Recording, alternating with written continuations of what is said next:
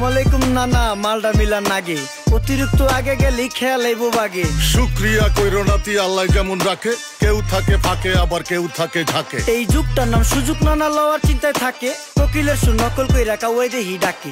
নিমু খারাম ভুইলা জায়গা কি আসিল আগে, কি আসিল আগে, এখন হাইকো মোটে আগে।